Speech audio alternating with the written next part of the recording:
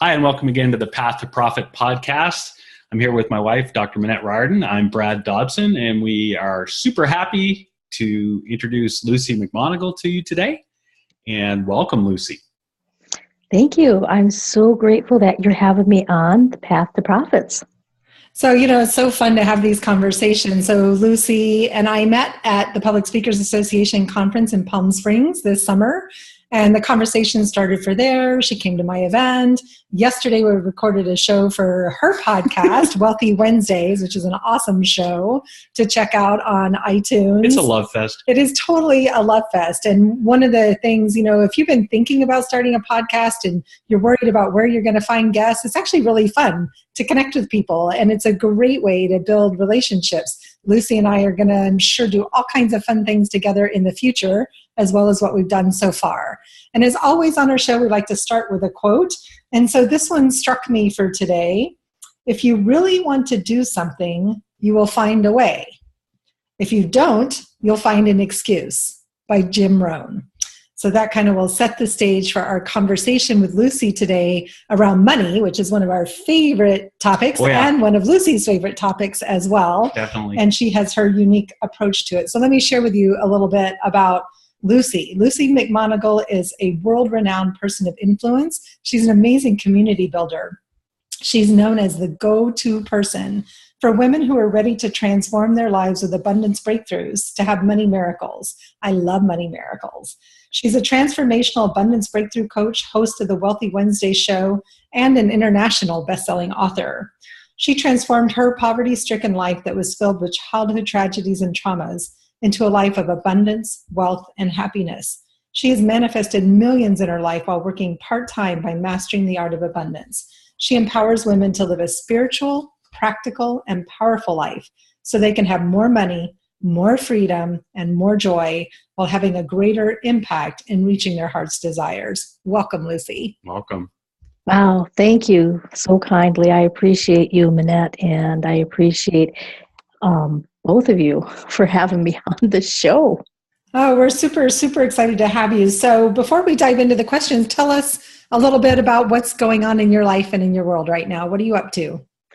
Right now, I am creating an Abundance Breakthrough Summit, and I'm having phenomenal guests. It's going to be launching in January. Good stuff.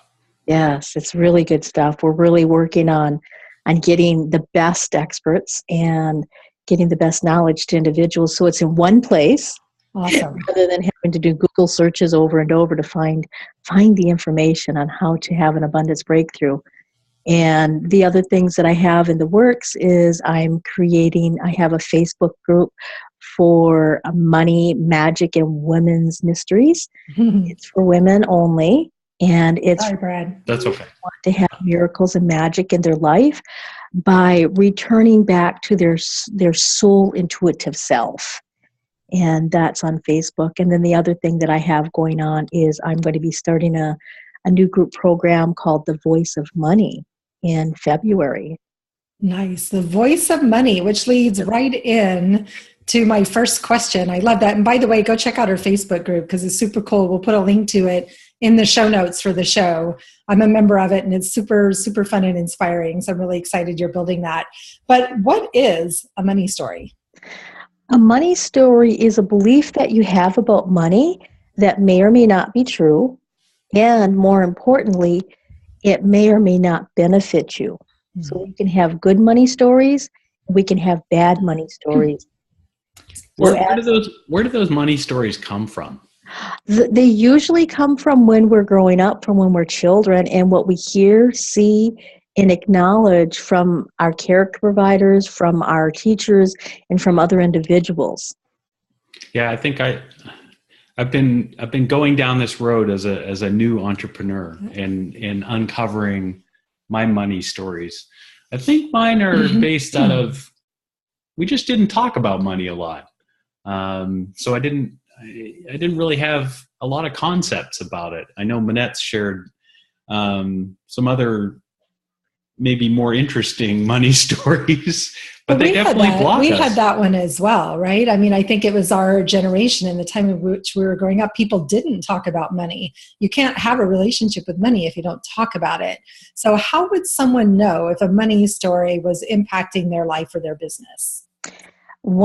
For a negative money story that's impacting their life and their business would be that they would just almost get to that point and then something will happen.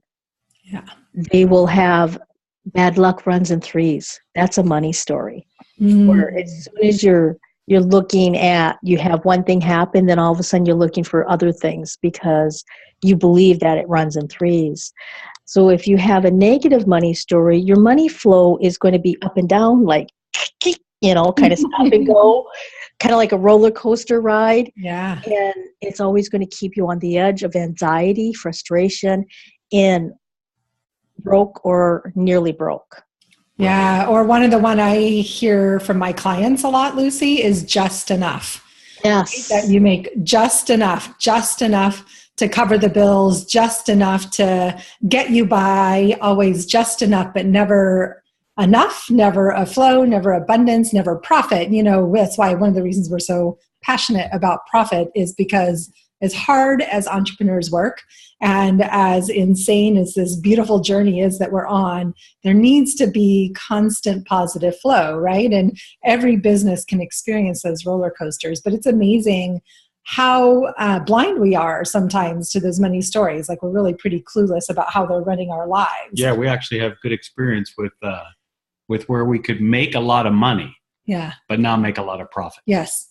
Yeah, she's heard our story about, I did that in my last business. Yeah. I think there's other people out there doing the same thing. It was that just enough, right? It's like I made a lot and then I spent a lot, and I made a lot and I spent a lot. So I never had extra. I never had that abundant flow. So yeah, I personally have done a lot of work in the last 4 years around healing my money stories. And there's always, it's like any other thing, there's always layers, right, to be peeled away and worked on.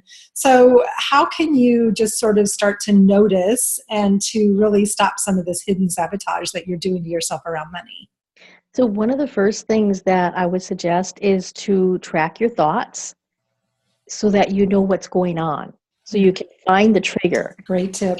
And the best way that I found for tracking my thoughts is to actually have like an index card, or now you can use your phone or a journal or something.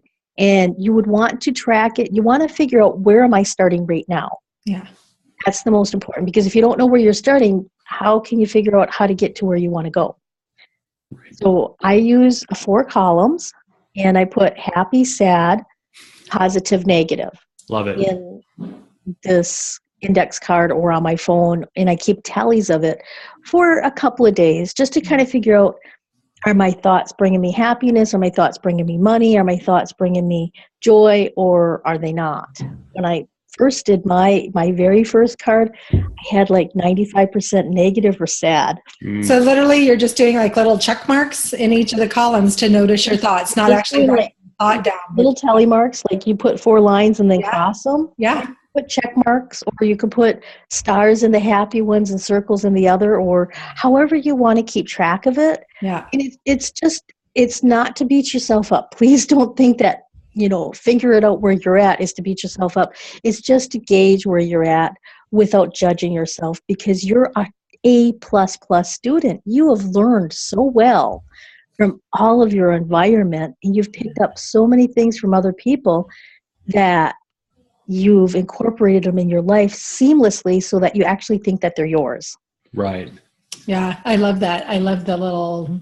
So how do you dig deeper? Do you dig deeper with your clients or personally to, so they've gone through 2 days or 2 weeks and they've got a whole bunch of sad or negative and not a lot of happy. So they recognize something's not right. Mm-hmm. But then it seems like, for me personally, there's still a lot of deep digging to do to really uncover what that base money story is. Right. In that this is just the start. So once you start having those and you start figuring out, let's say most of them are negative, most of them are unhappy, then you try to catch the thought as it's coming out. And then you cancel it by saying something opposite. Mm. And then the other thing is let's say you really want to get rid of this thought. It's like repetitive. Every time you look at your wallet, you get really angry or you feel frustrated. There's an eject button for thoughts. I love that. Just like in the eject button in a car that, or an airplane. Yes. Or Nice. that was easy button. And I will show you where the eject button is. If you're driving, please don't do this while you're driving, but it's actually right here. So if you're listening and not watching the video, Luci's pointing to the space right between your eyebrows at the top of the bridge of your nose. Your eyebrows on the top of the bridge of your nose. And you just take your pointer finger and you gently touch it and you imagine it's a magic wand and you're pulling that thought right out of your mind. Nice. And then you're making a vacuum space. You're emptying that space. And then you want to put something positive. And one of the ways you can do something positive, you could say a mantra, you could say a positive affirmation, or you could start thinking something that makes you happy. Yeah, like my beautiful daughter playing outside in the backyard. I can see her out the window distracting me, dancing around in the sunshine. It's a beautiful day here in Santa Barbara. I love that. It's so simple, and I have to giggle because as soon as you talked about that, it reminded me of one of my favorite parts of the Harry Potter movies, where they pull the memories out and drop them into the basin and the pensieve, right? And it's that similar visual of just reminding ourselves that we can remove those thoughts. And I think it's so powerful to have that physical as well as the mental and the spiritual connection to remind us to do that. I love that tip. And it also, one of the questions was around, what do you do when your thoughts are racing? And I'm curious if just that physical touch point can help to calm those racing thoughts, or if there's other strategies as well. So that's one touch point to replace a negative thought. Now, if your mind is going crazy and it's like Indy 500, this is going to really help you tame down your thoughts in 30 seconds or less. And if you're listening to the podcast, I'll explain it to you.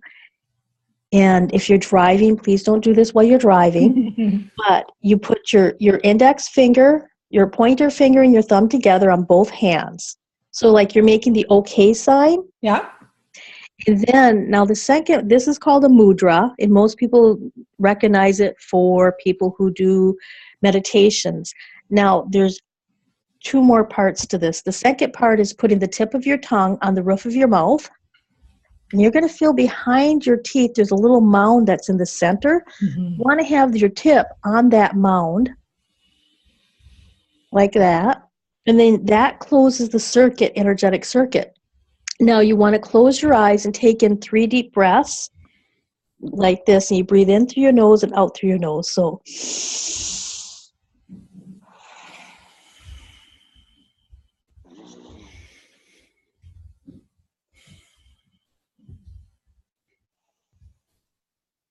now on the 4th breath, you still want to breathe out, or you want the 3rd breath, you breathe out, and then on the 4th breath, you want to breathe in focused, balanced, centered. And you want to breathe out any chaos. And one more time, focus, balanced, centered, breathe it in. And then breathe out all of those loose, random thoughts. And then one last time, focused, balanced, centered. Hold it at the top, let go of your finger, let go of your tongue, breathe out through your mouth. I love that. Beautiful. And then as you do that, your mind completely empties out.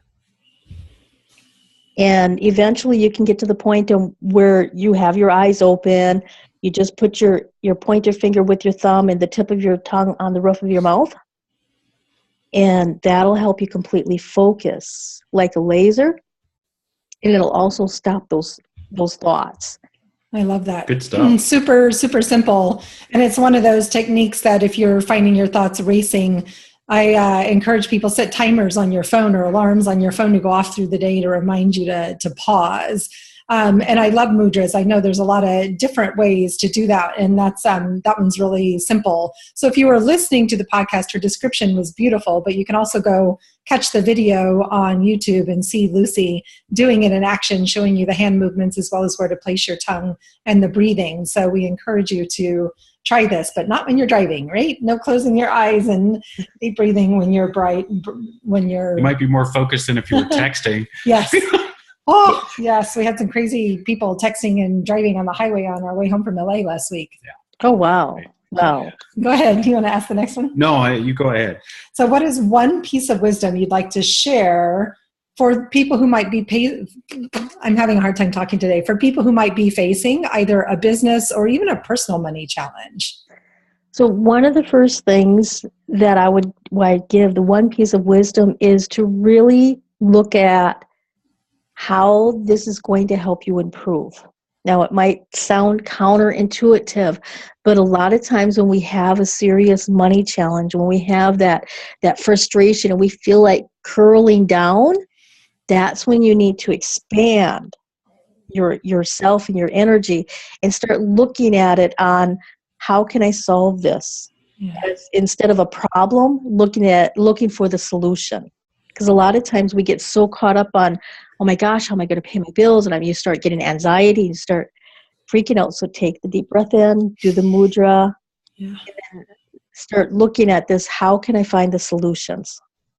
I love that. That's great advice. Putting that positive spin on it. And I think we certainly encounter it with our clients. We've encountered it with ourselves, and I think it must be true for a lot of people, men and women, that they really just they can get stuck on especially money related issues that hold them back, and they kind of end up writing their story based on their money beliefs. I read some more of your bio, and it was interesting that you're an example of someone who wrote a different story. You changed your money beliefs and you wrote a different story. You obviously came from some fairly hard scrabble roots, I guess is a good way to put it. Poverty and those types of things. And it's neat to see someone who recognized that they could change themselves, and not only did they recognize that, they took action on that.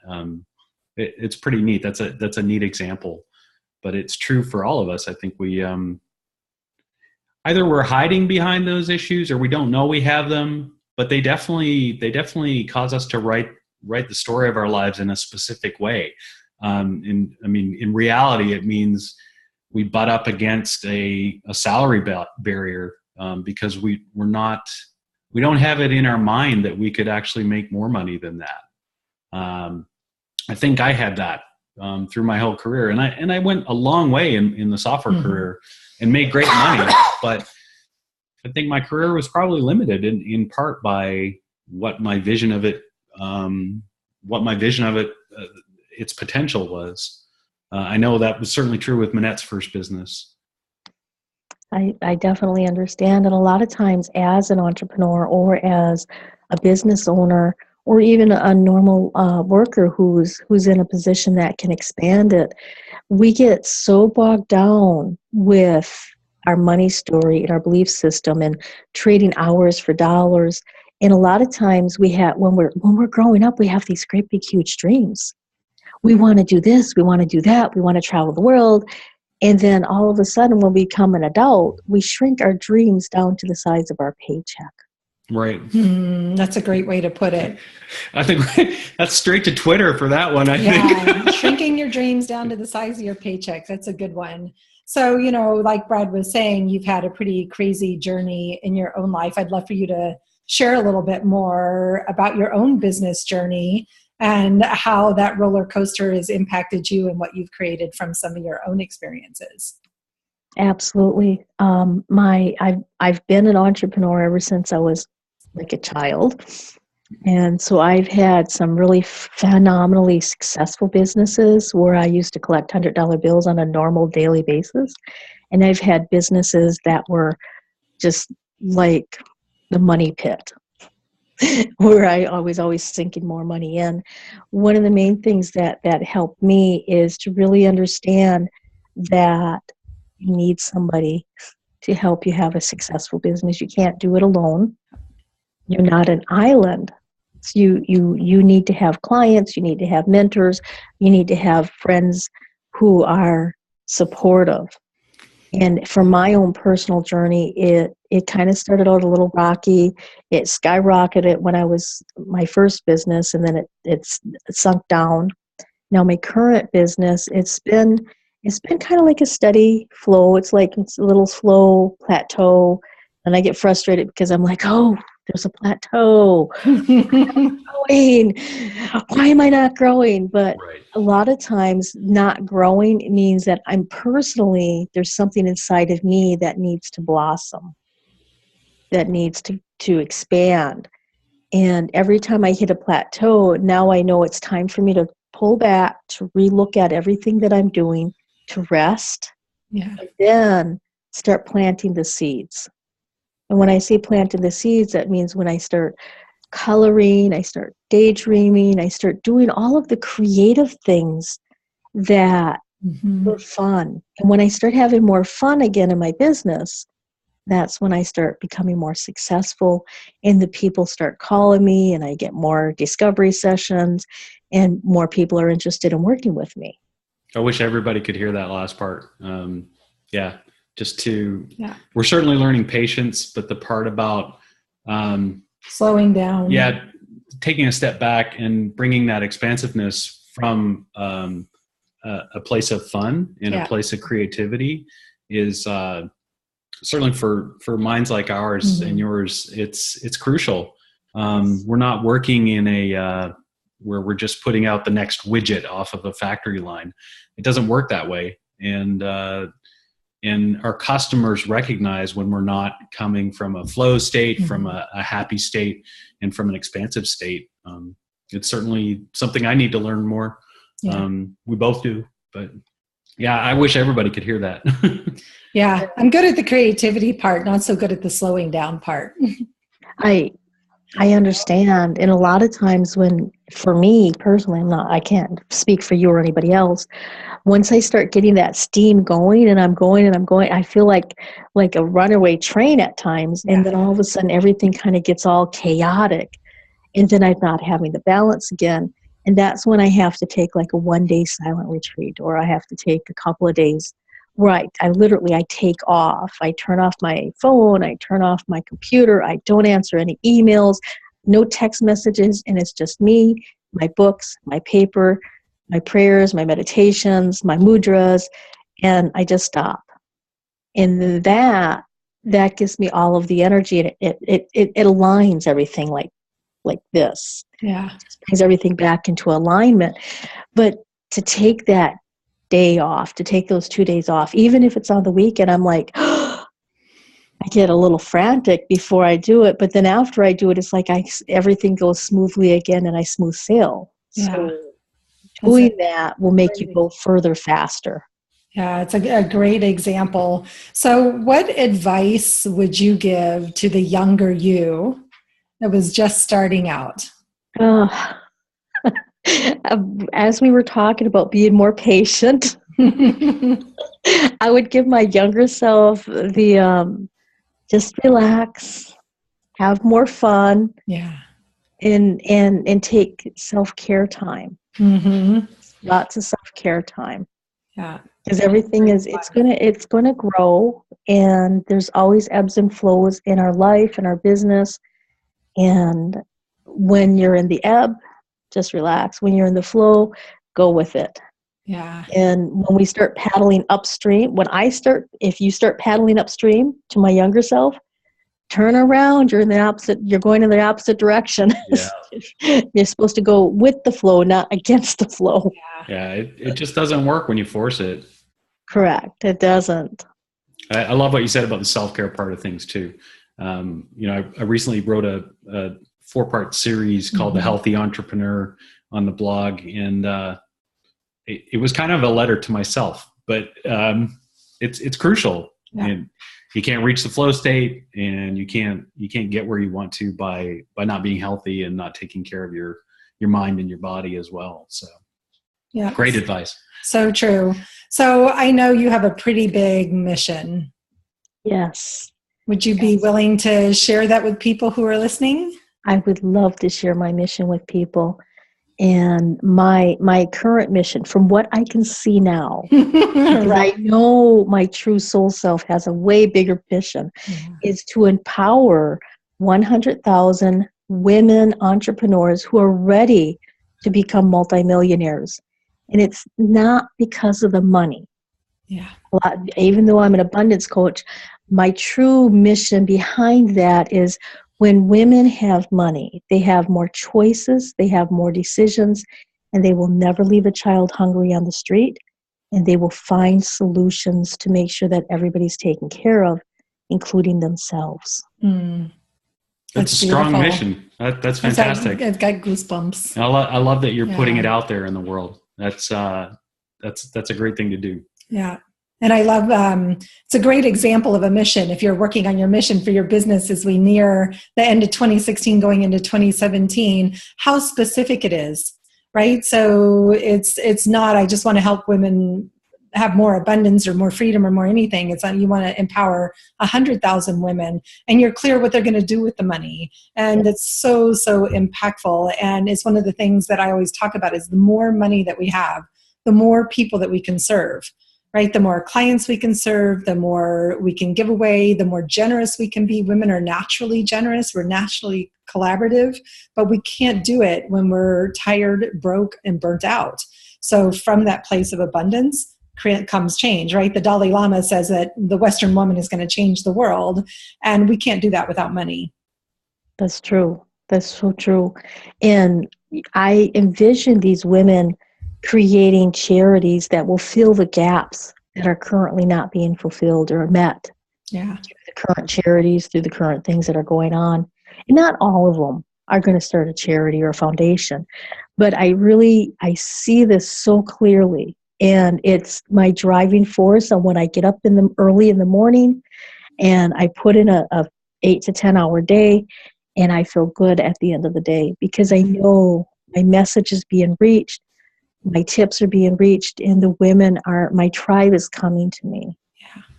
Which is amazing. And watching these women unfold and break through their money stories, their money barriers, and go beyond any of their family members so that they can take care of their family too. Yeah. It's just so beautiful. I'm almost tearing up right now. So yeah. No, it's beautiful. So beautiful. You know, one of your mini zones of genius is reading people's faces. Yes. And so would you just talk a little bit about that? I know we don't normally talk about tools and processes on here, but what you do is so unique, and it touched me when I received the gift of that. So I'd love for you to just share with people a little bit about this gift that you bring and how that can be just one of those first instant ahas around breaking through money stories. Absolutely. So face reading's been around for well over 2,000 years. It's an ancient art. It's teachable, trainable, and learnable. So it's not just, oh, Luci has a special gift. I can teach you how to do this. But what I have done is normal face reading doesn't cover what's your soul purpose or what's your money story. And so I've taken face reading and I'm teaching individuals, what is your greatest asset? Does your chin jaunt out? If your chin jaunts out, you are a problem solver. So one of your soul purposes is to solve problems for other individuals. And if you have really high cheekbones, you have lots of ambition. If they're if they're not covered very well, if you don't have a lot of flesh on them, you might rise to power, but your ambition could also make you be a little bit cold-hearted towards other individuals. Interesting. But yeah, it is. But if you have a lot of padding, like I have high cheekbones, but I have lots of padding here. That means I'll rise to power, but I'll bring other people with me. Nice. So cool. It's such a fun, beautiful technology, because it really is, I think, or a strategy, but the way that you combine it with helping people see their soul gifts is really, really beautiful. And so we're coming close to the end of our time together, and I know you have a free gift for everybody, because we love for people to come and be members of your tribe and get to know more about what you're up to. So what are you sharing with everyone today? I am sharing a money manifesting wealth planner, and it adds some fun things to it. Nice. And it adds, what are the top 3 to 5 things I can do this week? What does the universe do for me? Because we do rely on the universe. Yeah. And then it has the aha spaces and stuff. Good stuff. Nice. I love that. And where can they find that? They can find that at lucimcmonagle.com/wealth planner for manifestation. Awesome. And if you're listening, there's hyphens between that and Luci. We'll put it in the show notes. Yeah, definitely. So you don't have to spell it all out, but it's Luci McMonagle. So it's 2 M's.com/wealth-planner-for-manifestations. Sounds amazing. And it sounds like a fun place to use my gel pens and my gold stars and all kinds of other cool things. So I love it. So anything else you want to add or ask? No, this was fun. It's really neat to hear your mission and hear what you're bringing to the world. And fantastic stuff, Luci. Yeah, and I appreciated the very practical tips, the touching the forehead and the breathing with the mudra, also as things that people can implement right away. So thank you for bringing, like you always do, the practical and the spiritual. It was really beautiful. Thank you so much for your time today.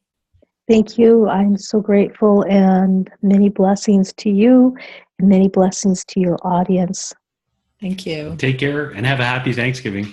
So I'm Manette. This is Brad. We're the Path to Profit podcast. You can learn more about us at pathtoprofitacademy.com and discover more of our awesome podcast. I think this is going to be episode number 22. So we're totally on a roll, loving doing this. And don't forget to go to iTunes, give us some comment love, and tell us more about what you'd love to hear or what kind of guest you would like us to have on the show. So happy holidays to all of you, and we'll be back next week with Tina Greenbaum talking about leadership. So we got some more great guests coming your way. Good stuff.